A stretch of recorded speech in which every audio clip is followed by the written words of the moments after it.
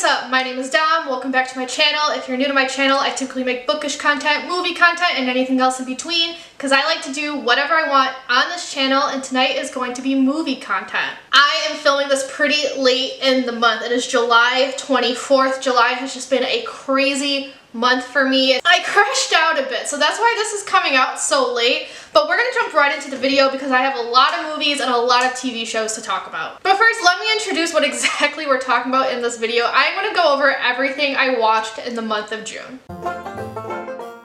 Alright, so the first movie I watched last month is an animation. It's a Korean animation called Lost in Starlight. This is about a man who loves music and a woman who longs to go to space falling in love. First things first about this movie, the animation is absolutely gorgeous. I love the color schemes. I loved how it all flowed. I love the composition of the frames. Every single frame could be like a wallpaper, it could be a print that would sell for hundreds. And that's actually what captured my attention when I first saw the trailer, because I'm not like super into romance, but I love pretty colors and I love when they flow really well, so of course I had to watch this. And I will say the couple in this, in theory, is really cute. I will get to what I mean by in theory later in the video, but what I mean by why they're so fucking cute, they are extremely supportive of each other, which I thought was so cute. The man like basically worshipped the ground the woman walked on, and the woman was so appreciative of it.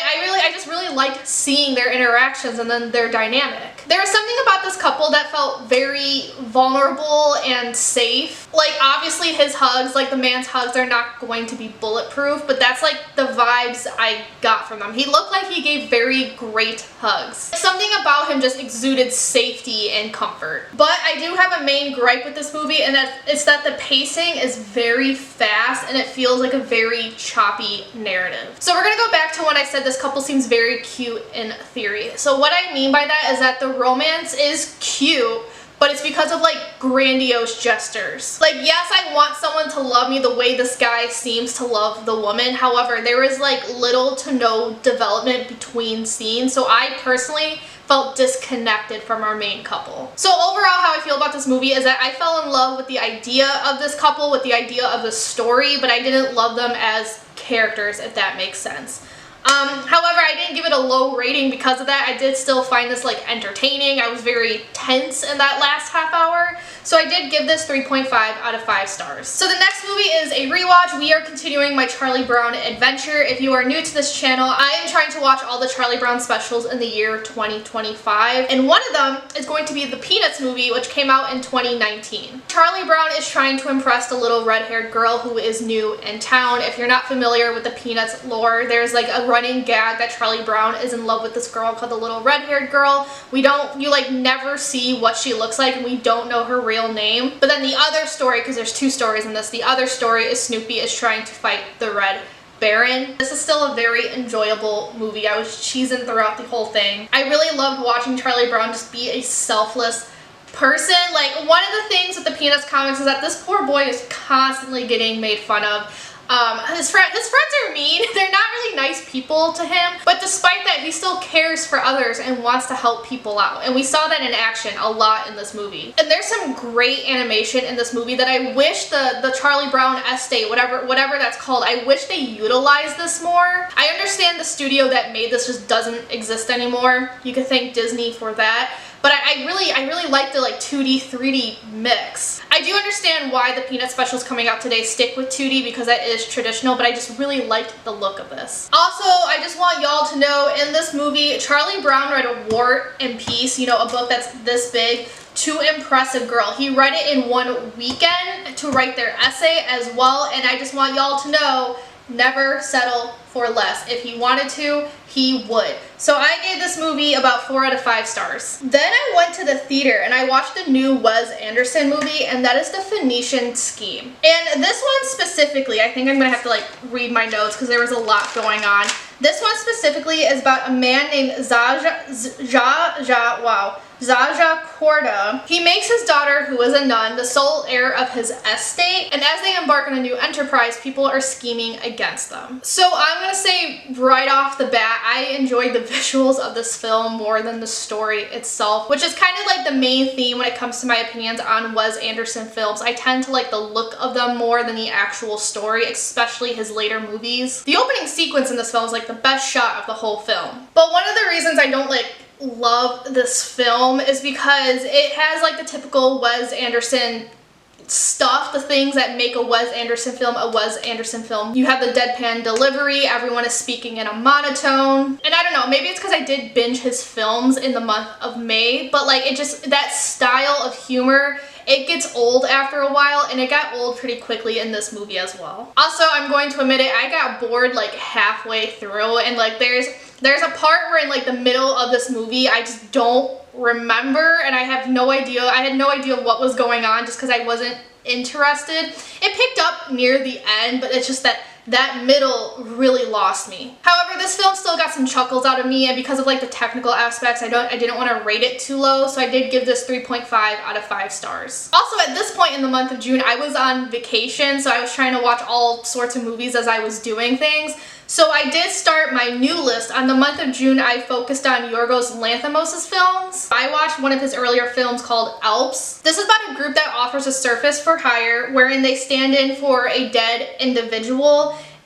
They meet the families like by appointment, and they just help with the grieving process, and they have to act like that dead individual. And I don't really have much to say about this movie. I did think it was an interesting idea, but I just got so bored halfway through. I'm not really sure why I couldn't keep my attention. Maybe it's because like it's a movie where things are happening, but like that is the plot, like an episodic, things are happening episodically. They don't lead from one thing to another, if that makes sense. There is one character where she becomes so obsessed with this job, it gets to the point that she becomes delusional. And for her specifically, it does make sense. Like it didn't come out of the blue or anything, but also at the same time, it does happen really fast. This was just not for me. I gave this 2 out of 5 stars. The next movie was a rewatch, and I was so excited about it just to not enjoy myself. But for part of my vacation, I didn't go anywhere. I stayed here in Philly, but I spent a day doing the things I had never done yet since moving here. So there is a day, and I vlogged this, and I will link it up above. There is a day where I went to the Museum of the American Revolution, and I also saw Betsy Ross's house. So if you aren't aware, Philadelphia is considered the birthplace of a nation because this is where the Declaration of Independence was signed, the US Constitution was drafted and signed here.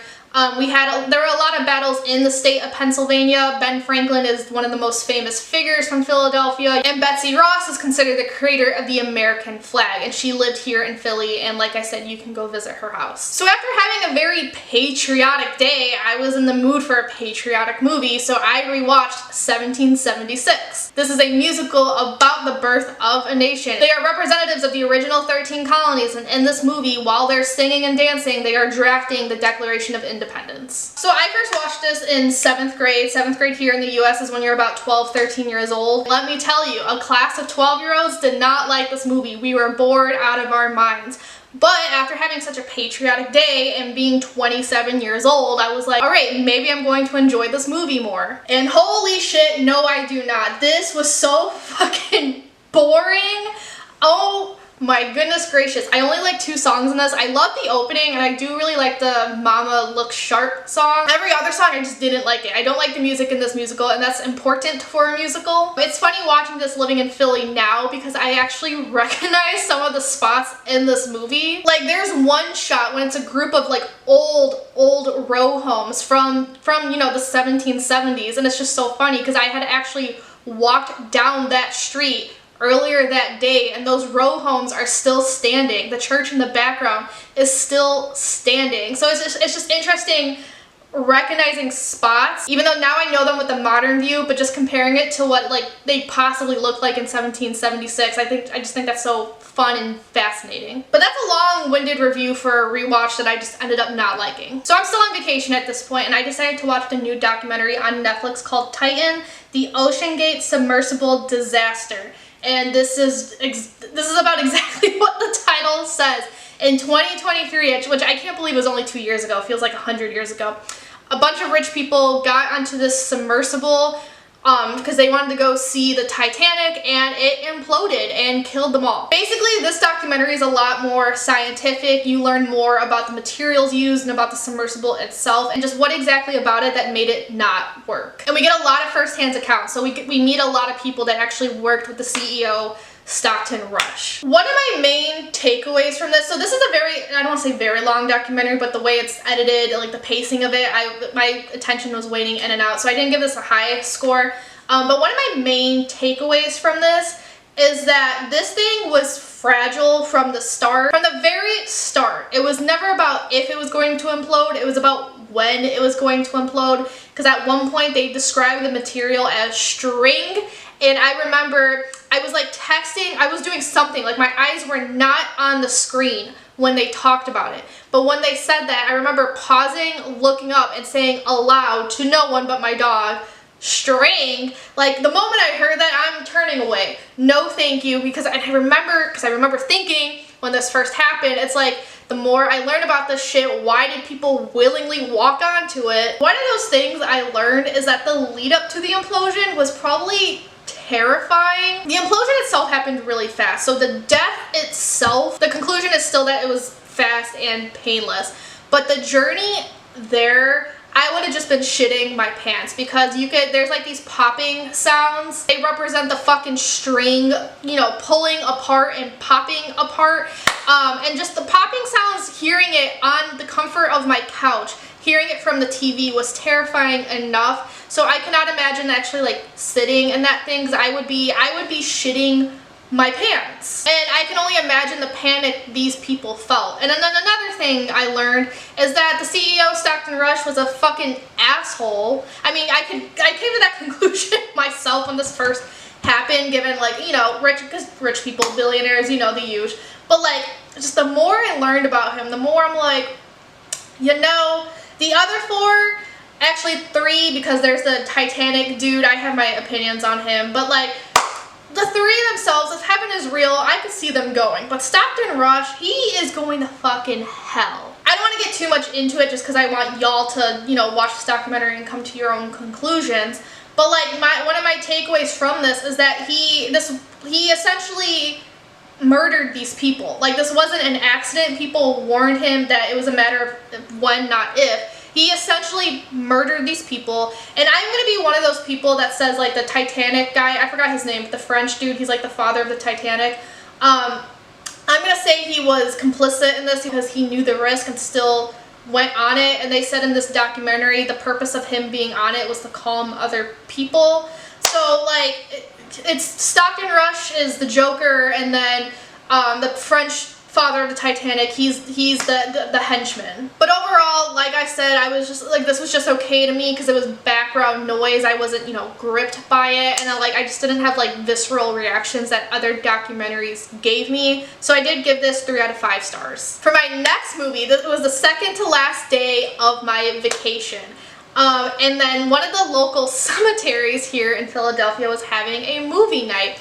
And I was like, watching a movie in a cemetery, that sounds cool. And the movie they were showing was Eraserhead. So I watched my first ever David Lynch film in a cemetery, and not even like an open meadow. Like, I was sitting next to gravestones. I was sitting next to, you know, Peter Johnson, like, hey buddy, like maybe his ghost was watching this movie with me. And I went into this like kind of having no idea what it was about, and quite frankly, as of talking about it now, I still have no idea what it was about. But a summary I can try to give, or a synopsis here, is Henry Spencer is trying to survive his eerie industrial environment, an angry girlfriend, and the nonstop screaming of his newborn child. And that's basically the plot.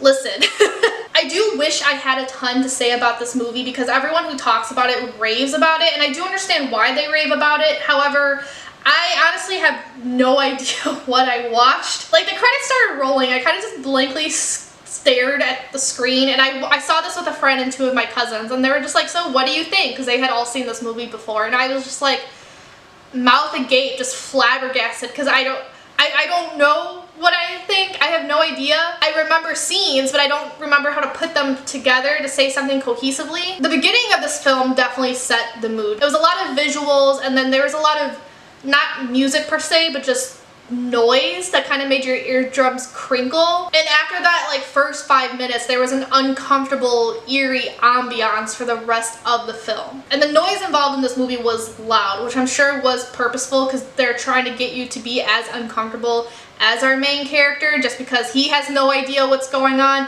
You as the audience member have no idea what's going on. I truly felt like I was in Henry Spencer's head. I did notice there's not a lot of dialogue in this movie because you're meant to take in the very disturbing imagery. I do have to wonder, I don't want to like spoil this, but I do have to wonder if E.T., like Steven Spielberg's E.T., the look of him was inspired by this movie. My rating of this film is based on just vibes and experience because, like, what the fuck was that? And I do want to give a shout out to the neighborhood Callowhill, which is here in Philadelphia. I just want to give a shout out to that neighborhood because it pissed off David Lynch so much. He just had to make this movie. The industrial aspect of this movie is based on the neighborhood of Callowhill, like what it looked like at the time. And it's so funny because I've actually like walked through that area before and you could still see the influence. But shout out to that neighborhood for pissing off David Lynch and just jump-starting his career. So I gave this 4.5 out of 5 stars. So next we're continuing my Charlie Brown adventures with You're the Greatest Charlie Brown, which came out in 1979. And in this one, Charlie Brown enters the Junior Olympics how do you say this word?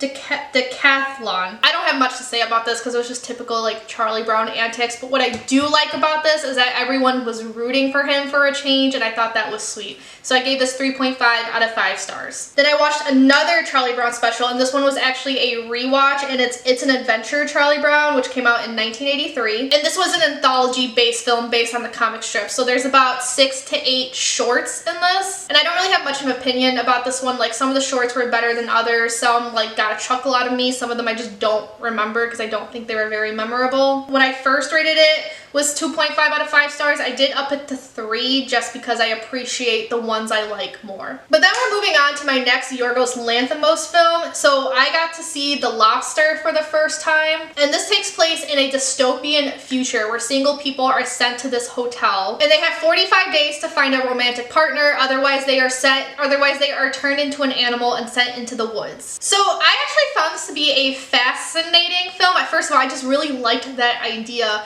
But I took away this film, one of my main takeaways of this film is that it could just be an interesting case study for certain things, one of which being is that we often do things that are in our own best interest. 2 examples in this, you have Ben's character who makes up a complete lie to get a partner because, you know, like the rest of us, we don't want to be turned into these animals. And part of this universe too, they're tasked to kill defectors, and those are the people that have ran away into the woods. And every defector they kill, they get more days added on. So like, say you have 2 days left to find a partner, if you kill a defector, you get like 5 days added on. And like, you see some of these characters like no longer giving a shit they're killing humans because they're so worried about themselves. And actually one of the first things I noticed in this movie, and it can go back to working in your self-interest and your best self-interest, is that the romantic relationships in this film are very surface level. Like, one of the couples in this, they match and they're forever partners just because they both get nosebleeds. They don't know anything else about each other, but because they both have that like physical defect, like, oh yeah, they're meant to be. It makes sense that things are surface level just because they have 45 days. Like, how are you supposed to fall in love with someone in 45 days? Especially like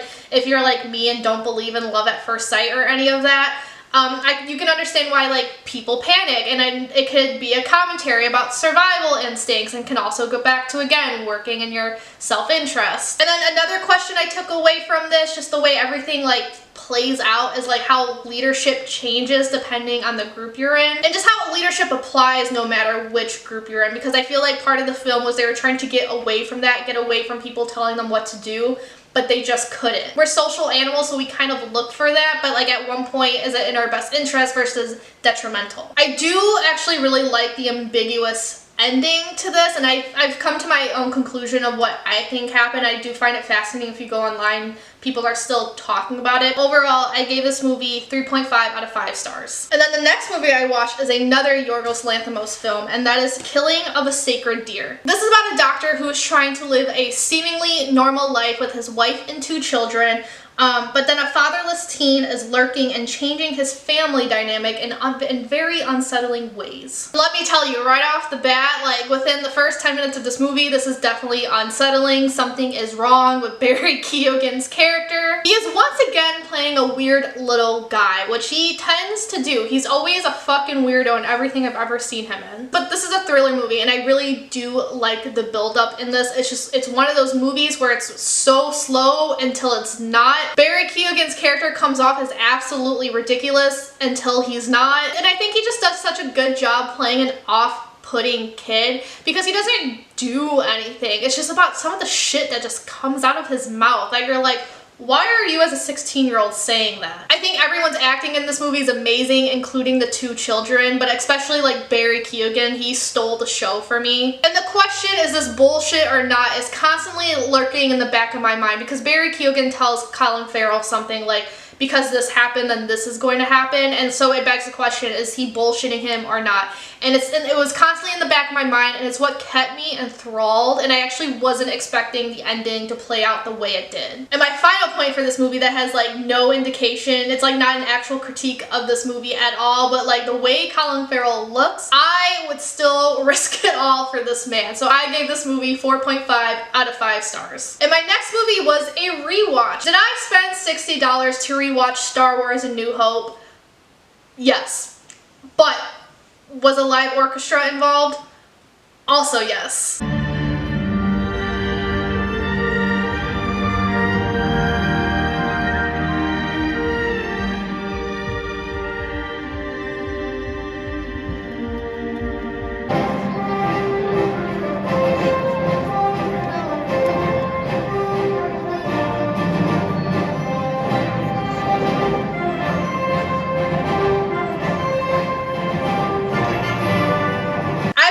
This movie a few times on this channel, so I'm not going to get too deep into it. It's a famous movie. I feel like most of us have seen this, but let me tell you, with a live orchestra, that felt like a religious experience. I actually teared up a bit when the movie started, and you know, you have the opening sequence, like just the loud bang of the music starting.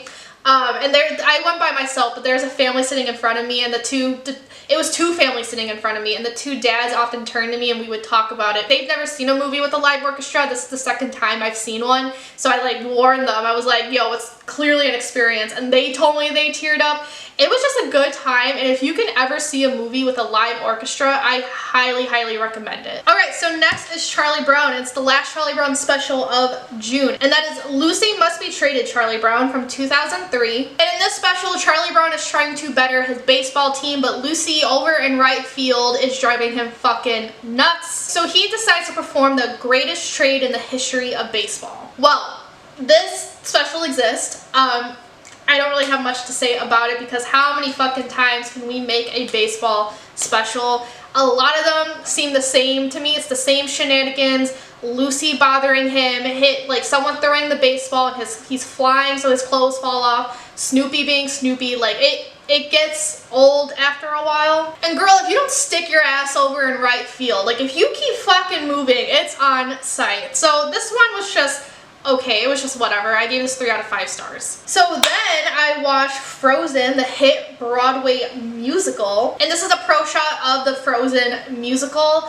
The title says Broadway, but considering Samantha Barks is Elsa, I think this is filmed from the West End, but maybe I'm wrong. Maybe she was Elsa on both. I'm not sure, but the American accents slipping in this make me believe it was also West End. But whatever, let me actually talk about this because I've actually seen this musical in person. It was one of the worst experiences I've ever had in theater because like we were still in the midst of COVID, but it was when things started opening up again, so like we were able to go to the theater, but everyone had to wear a mask. And this is around the time where I realized a lot of people just forgot how to act in public. Like people were letting their kids run around, people were on their phones were fucking ringing, they were bright as hell, and I remember this guy, well, let me tell you, I don't know what I am in the metric system, but in the American system, I am 5'1". I am short. I am below the average height of an adult woman, and lo and behold, this couple comes in late, so I'm already listening to children running around. I'm listening to the crinkles of rapper food because everyone waited for the show to start to open up their shit. This couple come in late. They were like 10 to 20 minutes late. And the guy who sits in front of me is like 6 feet tall and he was broad. So my entire view was obstructed.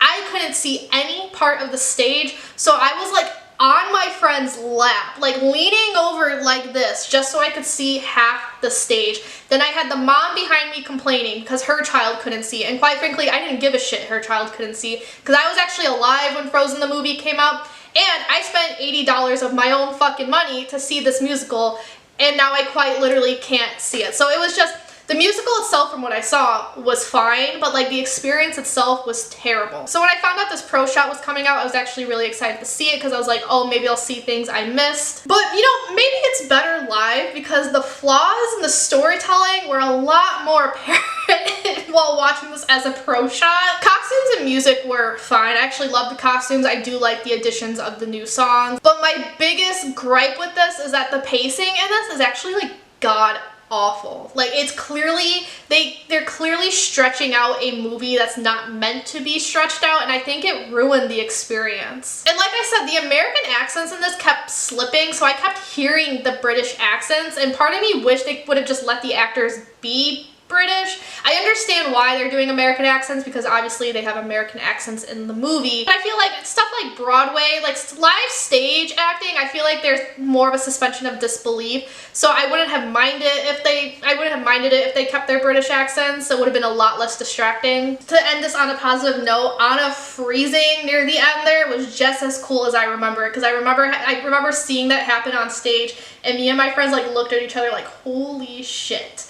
But overall, I didn't want to give it too low of a rating, so overall I gave this 3 out of 5 stars. The next movie is my favorite Yorgos Lanthimos film. I think this is his magnum opus, and that is The Favorite. So this movie is inspired by true events with what I am sure is a lot of creative liberties, and this tells the story of Queen Anne of England, and her relationship with Sarah Churchill is threatened upon the arrival of Sarah's cousin Abigail Hill, resulting in a rivalry between the two cousins to be the Queen's favorite. I was very hesitant going into this because usually stuff when it comes to like the British monarchy is just not my thing. I don't know if it's because I grew up in the US and with the way like the monarchy is taught here, it's just like I don't get it. But there was something about this film that just like pulled me right in and I could not look away. So what caught my attention first?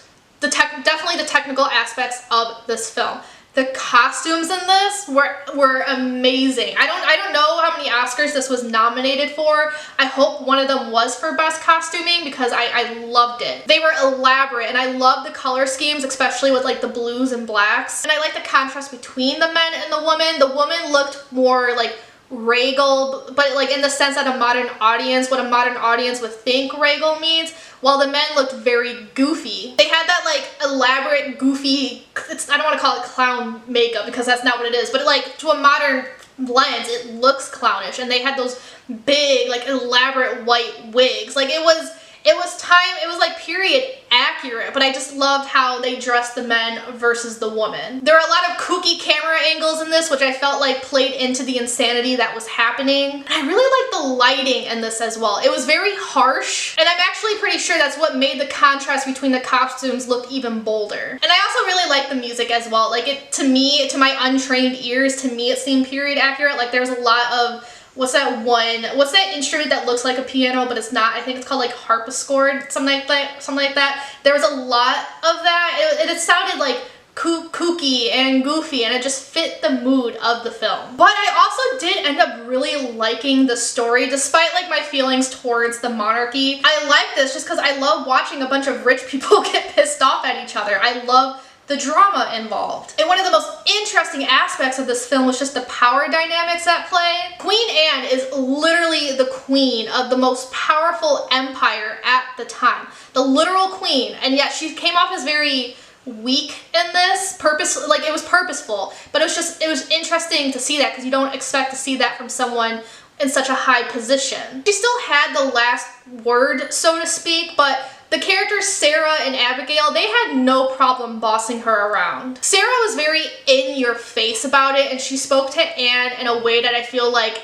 if I were to speak to the average person, I would get my ass beat, but Anne just took it. And then you have Abigail, who felt much more sly and manipulative. Going off of that word I just used, I think that was what like caught my attention about this movie truly. Like, it was just so interesting to me how someone like Queen Anne, at least the like representation of Queen Anne in this, how someone like her in her position could just be so easily manipulated. And then watching all of this shift throughout the film, like, it just begs the question, who really won in the end? And just from a historical aspect of this film, because it's Yorgos Lanthimos, so obviously he's going to have like some weird sex scene, because he's always having weird sex scenes in his films. Leave it to him to have that. Like, I can't imagine like being the ghost of Queen Anne, manifesting herself in 2025, discovering what a movie is, first of all, discovering what a cinema is, going to the movies, watching Olivia Colman represent her, and then just like watching her get fingered. Can you imagine if you can like bring back someone from the dead? Like, if we could bring back Queen Anne, would we show this movie to her? And like,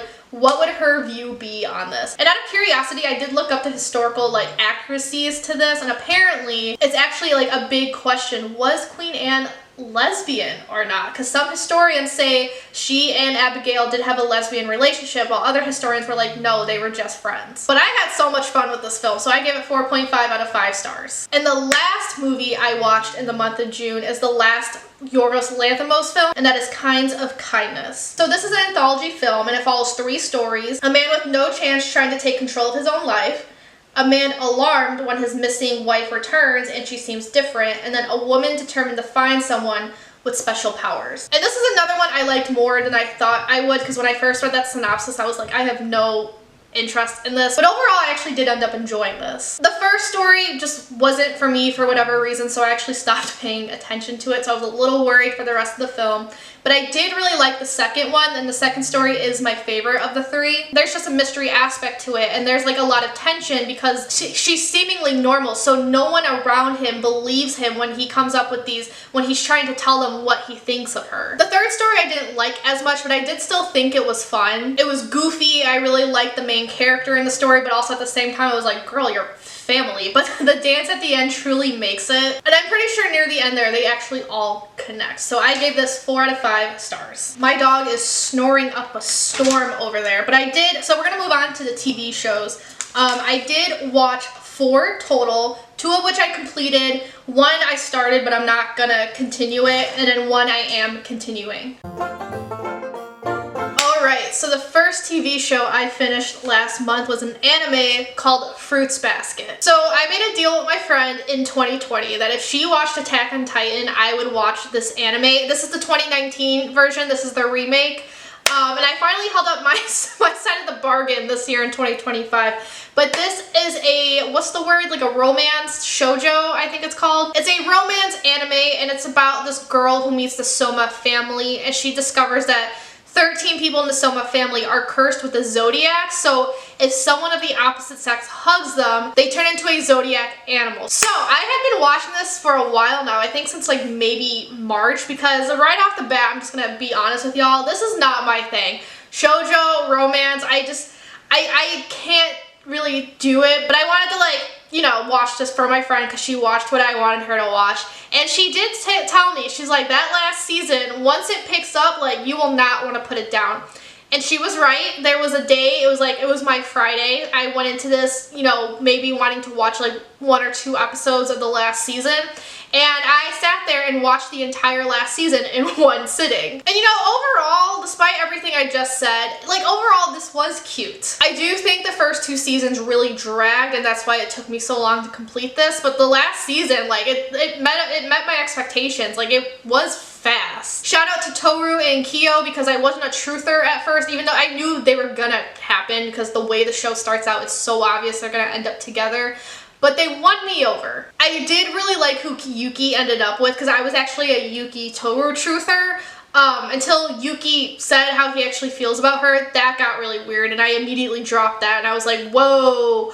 Who he ended up with, I approve. I just wish there was more development, because it all happens in season 3. Like it's fast. And one of my biggest gripes with how this ended was Akito, the main villain antagonist of this. She does get redeemed, and I have like a lot of emotions about it. Given the type of villain, antagonist, whatever you want to call her, Akito is, like, there is much more evil out there. So I do think, like, a redemption arc is possible for a character like her. I just don't like the way the story went about it because it was so rushed. It happened in only, like, a few episodes, like, at max 5. And I do respect Akito as a person just in a sense that, like, she realized what she did was wrong. I just wish the other characters didn't feel so obligated to forgive her. And granted, Akito was just as confused as I was when everyone was forgiving her like that.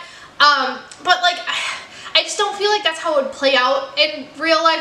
Unless maybe all these people are just better people than I am, but I for sure wouldn't have forgiven her that fast. If they didn't forgive her, they felt bad about it. And I'm thinking specifically of the character Rin. She thought she was a bad person for not forgiving Akito right away. And I was like, girl, Akito pushed you off a 2nd floor balcony. Like, you of all people don't need to forgive her. And I just wish that wasn't such like a moral conundrum these characters have. Like, I do think of all these characters, Akito didn't deserve the happy ending she ended up getting. Like, there was a lot more work she needed to put in for me to feel that way. But last but not least, I actually did really like the music in this anime. Especially, there's like a specific flute they use that reminds me of 70s movies, and I really like the melody in this.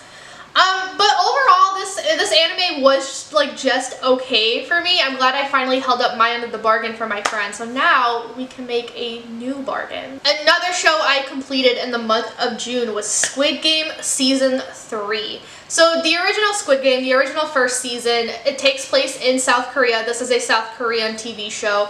And this man is invited to some game where they can win a bunch of money. There's a total of 456 players, and each time a player is eliminated, more money is dispersed. So you can win like a lot of money, and it's a commentary about capitalism, about how the poor stay poor, the rich stay rich. Season 2 premiered last year in 2024, and I talked about it in my TV show rankings just because it came out so late in the year. Season 3 came out in June, and I have extremely mixed thoughts. First of all, it's very clear that seasons 2 and 3 should have been one season, but then just got split into 2. This season, I think it was only 6 or 7 episodes. Either way, it starts out with a hide and seek game, and honestly, that's when the show as a whole started to fall off for me, because I really enjoyed season 2. Like, season 1 is still superior, and I wish they kept the show as season 1, but I'll get to that. But season 3 is definitely my least favorite, and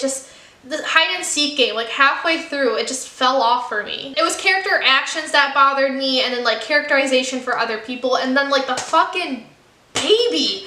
And I know I'm not alone in being annoyed by its inclusion, but like it just really bothered me. I do want to say I do understand what they were going for when it came to the baby, when it came to the end of its arc. Like I understand the whole thing when we're comparing it to like Gi-hoon and like how he was as a father, how it all ties back to that. I get it. I just wish they could have showed that differently, because then like the pregnant character, she ended up not being that important. She was just a catalyst to include this baby rather than being her own character, if that makes sense. And also the fucking CGI, they used a CGI baby, y'all. If you haven't seen this season, it fooled me a couple times. There were definitely a couple scenes where I had to like squint to see if I was like looking at a real human being or not. But when the CGI was noticeable, it was bad. What really pissed me off this season actually was the VIPs. Holy shit. The acting of the VIPs was absolutely horrendous. And yes, I know part of that is the script. They're given a terrible script. The English is just the English they have to say is very off-putting. It's not how English speakers typically speak, but it's also like a testament to these actors' own acting. These actors just don't really know how to act. Like, it's very clear they're sticking to the script exactly, and they're not ad-libbing when they need to. They're not adding in their own like pizzazz. And I know the VIPs in the first season were pretty rough, but I feel like those actors at least managed to like make it campy. I don't know if campy is like the word I want to use given the subject matter, but like they made it their own. They made it theatrical. But this season was just, I don't know where they found these people, like maybe off the street, but they clearly never took an acting lesson in their lives. And I could have sworn the Asian American character was dubbed at some point, either by herself or by someone else, because there were like a few close-ups of her where she's talking and her lips didn't match what she was saying. So I just want to know like what happened there. And then there's the ending to the show, right? And I know it has like a lot of mixed reviews. I too have mixed feelings on it because like it's TV, given the subject matter, it is a dark subject matter, but at the end of the day it's still like ironically entertainment, rough entertainment, but still like, so part of me still wanted like a happy ending, heroic, everything is okay, but like the other part of me understands the way this ended is probably exactly how it would play out in real life. So I feel like I'm not allowed to get too mad that I didn't get what I wanted. However, the very last scene with Cate Blanchett of all people, the very last scene took me out of it. Like, it kind of just ruined things for me because it's supposed to represent, like, what do I want to say? It's supposed to represent that this is a never-ending cycle. History's going to repeat itself. So you see, one of the characters is now in the U.S. He sees a recruiter trying to recruit someone. Cate Blanchett is the recruiter trying to recruit an American. But they're using the, like, Korean games. And part of me wonders if they did that because this is a South Korean show, so they had it, like, make it recognizable to their South Korean audience. However, and I know this is going to be such like an American-centric review. From an American's perspective, we don't play these games unless you are Korean American, but outside of that, like, we don't play these games. So the very ending to this, it didn't feel like a proper ending to me. Rather than an ending, it felt more like an advertisement for the American version of this TV show that's supposedly in production right now. You see what I'm saying? Like, I don't want to put an American-centric lens on it because this wasn't for us, it is for the South Korean audience. But I also know about the American version coming out, so like I want an ending. I don't want an advertisement. And I don't want a remake of the show. Like, leave them alone. We don't need American versions of everything. Like, I'm able to read subtitles. It's fine. So thinking about season 3 specifically, like, I have mixed feelings on it. Thinking about the show as a whole, it does go downhill, which is so disappointing. It's such a shame because I loved the first season. I truly think if we messed around with the ending of the first season just a bit, it could have been like a standalone. It could have been a standalone. We would not have needed to expand on it the way we did because it just, I don't want to say it like retroactively ruins it because I think season 1 by itself is like fine. You know what I mean? You know what sentiment I'm trying to get across? Like, we ruined a good thing. Now for a show I started but I won't be continuing just because I have no desire to. That's Worst Cooks of America, which is a reality show. It's like a reality game show from Food Network. So the reason I started watching this was because of the chef, Anne Burnell, who died. I grew up watching her on TV, so I was flabbergasted when I read about her death. And just today, actually, they revealed the cause of death. So on the day she did die, though, I was like, oh my god, I haven't seen her in forever. Let's watch the show that I used to watch all the time. So I ended up picking a later season just because I thought the clips on YouTube were pretty funny. I forgot the exact number, but it's a fairly new one. I fell asleep after 2 episodes and like I just have no desire to pick it up again. So that's why I haven't continued. But despite not realizing people can be this bad, I am convinced some people this season are paid actors. Because there was just something about the way they acted where they did not come off as like authentic human beings. One of which, I think his name is Cameron, and I looked it up. I think he does win this season. It's just that he is so over the top. I'm like, there is no way that's how you actually act. Like, you have got to be an actor. And I was talking to people about it and like they said the same thing. Like the more the show goes on, the faker it seems. So I think I just caught like a really bad season. And not only that, but the meme style editing got annoying fast. I noticed the meme style editing on YouTube, and what I mean by memes is that like random pictures show up, you have random sound effects, it's just like funny gags, right? And the clips on YouTube, it was fine because I thought they were edited for I thought they were edited in for the YouTube clips, but like no, it's actually how this TV show is edited now. So I don't know, I rest in peace Amber now, but this season was not it. I probably should have chosen a earlier season. And the last show I'm going to talk about is The Golden Girls. I am continuing this watch. I am on season 5. As of filming this, actually, I am halfway through season 5. Again, there's 7 seasons total, and each season's about 25, 26 episodes long. And I will say, they must have gotten different writers this season. The characters aren't as mean to Rose. That was one of my gripes the earlier seasons. Some of those jokes could be a little too mean. And also, there's more emotional episodes this season. I think I've cried more this season than the other seasons combined. But that is it for this video. It is 10:54 p.m. and I still need to make dinner, so I am going to go do that while singing the K-pop Demon Hunter songs that are stuck in my head right now because I watched that movie, and I will save that review for the July wrap-up, but I did not expect a movie called K-pop Demon Hunters to be one of my favorite movies of the year, especially as a K-pop hater. I can't stand K-pop, and yet here we are. So on that note, let me know your thoughts down below, whether you guys liked any of these movies, what have you. If you like this video, give it a big thumbs up, comment, subscribe, y'all know the drill, and without further ado, I'm gonna peace out and I'll see you guys later. Ciao a tutti.